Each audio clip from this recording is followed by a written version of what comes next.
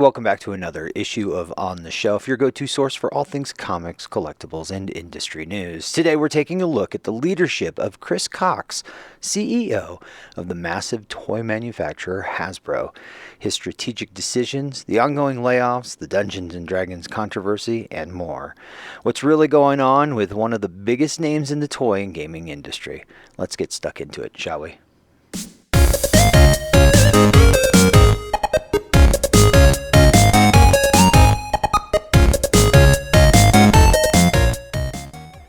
Chris Cox took over as CEO of Hasbro in the early 2022, following the passing of former CEO Brian Goldner.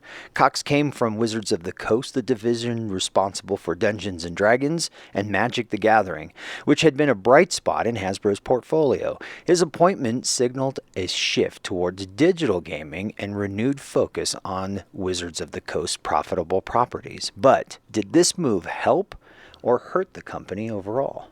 Hasbro has been facing some serious financial turbulence. At the end of 2023, the company announced layoffs affecting over 1,000 employees, around 20% of the workforce. The goal was to save $350 to $400 million by 2025. But here's the kicker. This came while Chris Cox himself saw a compensation package of $9.4 million. That's a tough pill to swallow for employees losing their jobs and fans worried about the company's direction. If you've been following Dungeons and Dragons, you know in 2023 was a rough year for Wizards of the Coast. The attempt to change the open game licensing, the OGL, sparked massive backlash from the community. Fans and creators pushed back hard, forcing Wizards of the Coast to reverse the course and release the SRD 5.1 under a Creative Commons license. This misstep showed just how disconnected corporate leadership can be with passionate communities that sustain the brands. In 2023, Hasbro made another major move by selling Entertainment One, E1, to Lionsgate for $500 million. This marked a retreat from their direct involvement in film and TV production. Despite their previous push into entertainment, Hasbro is clearly trying to streamline its focus. But does this mean they're doubling down on gaming, or are they just scrambling to stop the financial bleeding? Adding to uncertainty, Hasbro has expressed interest in leaving Rhode Island, where it's been headquartered for decades. A potential move to Boston, Massachusetts, would not only create financial and logistical burdens on employees, but could also significantly increase the cost of living for families forced to relocate. This decision has sparked concerns among workers, local officials, and about a long-term impact on Rhode Island economy and the job market.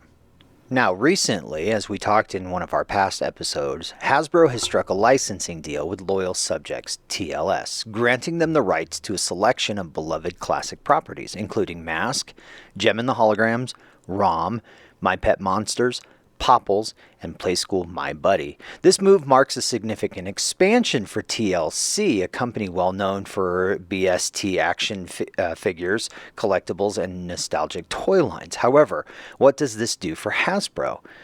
I don't know. What should we expect? TLC is expecting to roll out action figures, collectibles, potential other forms of media related to the franchise. Given TLC's track record with highly detailed 1:15 scale figures and reimagined designs of classic characters, fans could see retro-styled or modernized action figures, premium collectibles, new storytelling elements. There's already images popping up for Gem and the Holograms that is supposed to be releasing here soon, if they haven't already, to your Walmart stores. But why is this a big deal, right? Well, reviving classic franchises, many of these properties, especially Mask and Gem, have been dormant for years with sporadic attempts for revival. This deal could bring fresh interest into the product lines. Now, Gem and the Holograms license was also under Super 7 not so long ago, but I was hoping to see something in their Ultimates line, but unfortunately it was in their Reaction line. What else is a big deal? Potential crossover in Hasbro's other brands. We could see ROM now appearing in Skybound's Energon universe. Licensing deals could be bigger and push for shared Hasbro universe. TLC's strong track record, having successfully handled nostalgic brands like Teenage Mutant Ninja Turtles, Mighty Morphin Power Rangers, Transformers, Rainbow Bright, and Strawberry Shortcake, this is potential to breathe new life into these properties. But how does this benefit Hasbro? Well, if those sources are making a profit, then maybe more licensing deals can be pushed. That's where it seems that Hasbro is going. Push the licensing out, focus on gaming, focus on their other properties, and sell toy lines. Now, I doubt we're going to see that for Transformers. I doubt we're going to see that for G.I. Joe, their biggest lines. And I also doubt we're going to see that for Star Wars and Marvel Legends.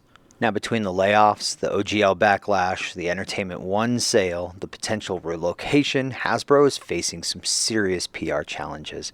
Many fans are frustrated with how the community is handling its iconic brands, and the industry is watching closely.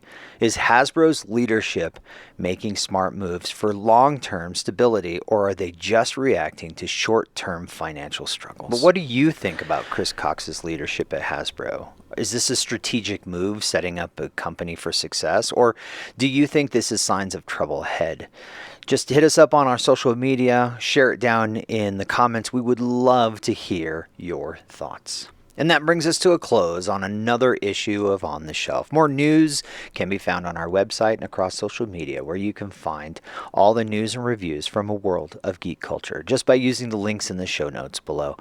Our email is constantcollectible@gmail.com, and we'll be back next time where we find out what's on the shelf. In the meantime, don't forget to like, share, and subscribe to All Things Constant Collectible to keep you up to date with the news and reviews from a world of geek culture.